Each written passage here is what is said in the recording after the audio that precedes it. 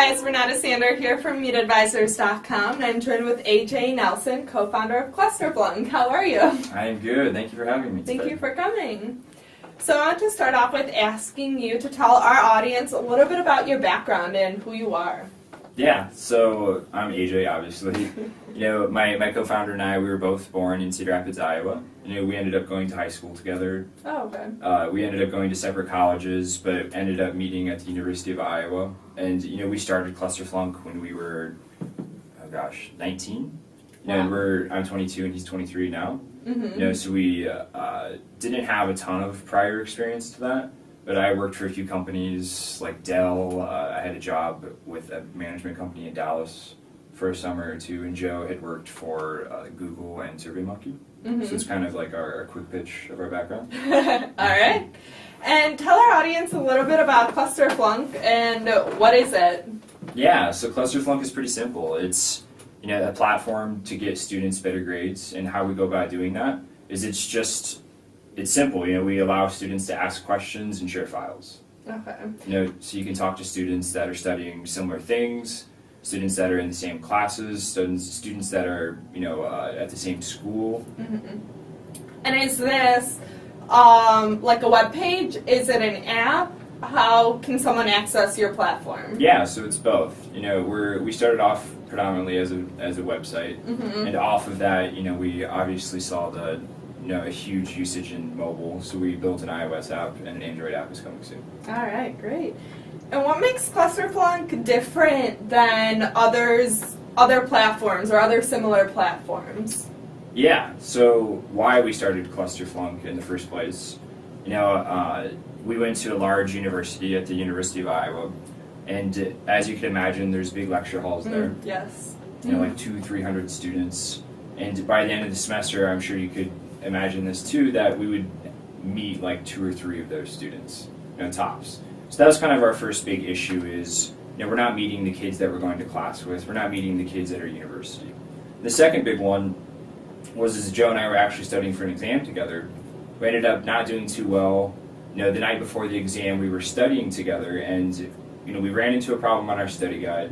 And we started thinking, okay, there's 1,200 people at the University of Iowa taking the same exact course.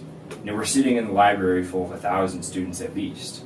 We shot off emails to our professors, to our TAs, didn't get any responses. Went online, tried to look at things like Yahoo Answers, and looked at our Facebook friends to see if there was anybody that could help, and just struck out on all kind of platforms and angles. Took the exam, didn't do too hot, and we were talking afterwards. We're like, okay, the professor had to have mentioned something, we just weren't paying attention. There has to be a platform out there that allows you just simply to talk to the kids that you go to class with, to talk to kids that are studying the same materials as you, and to share files with all of them.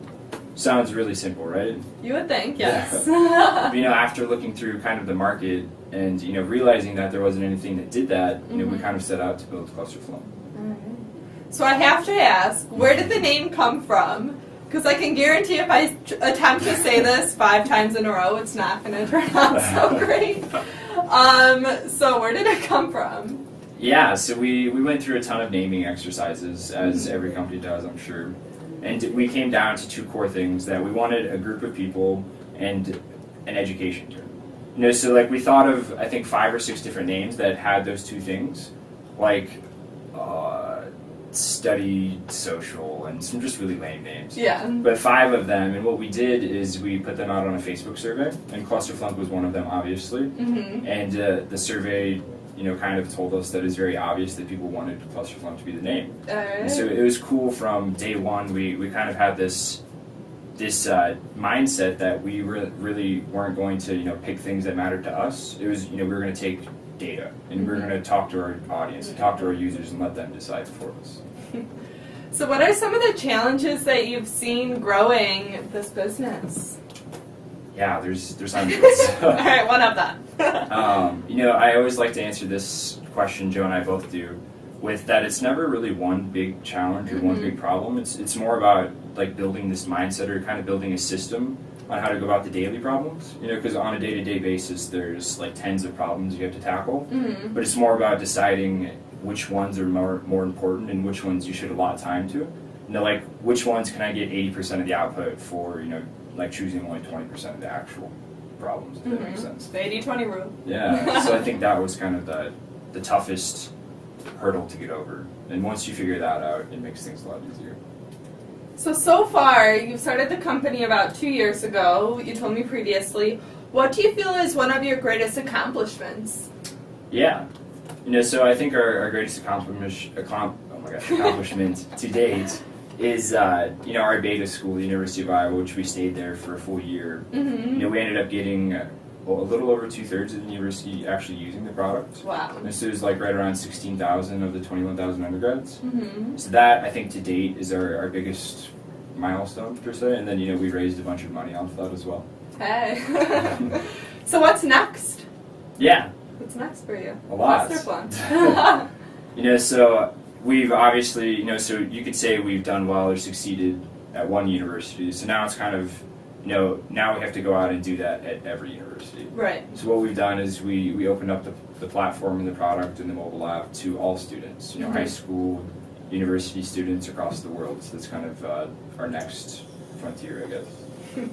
So wrapping things up, I want to ask you, what is that one piece of advice that you would give to our community of entrepreneurs on Meet Advisors?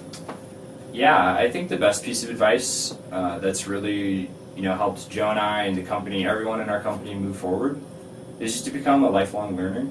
We always like to say that everything you're trying to do has probably already been done in one way or another, and it's probably been documented as well. Mm-hmm. And so go out there, go read about it, go read blogs, go read literature, just go learn as much as you can, so that way you can prepare yourself for all the situations that you're about to encounter. What's your website? Where can people find you? What's the app name? Yeah, so the app name is Clusterflunk. We're on the App Store, the iOS store, and it's Clusterflunk, Flunk. And it's also clusterflunk.com. You can sign up. You can also follow us on Twitter, Instagram, Snapchat, and yeah. All right. Well, guys, check out clusterflunk.com and check out meetadvisors.com for more videos and blogs. Thank you.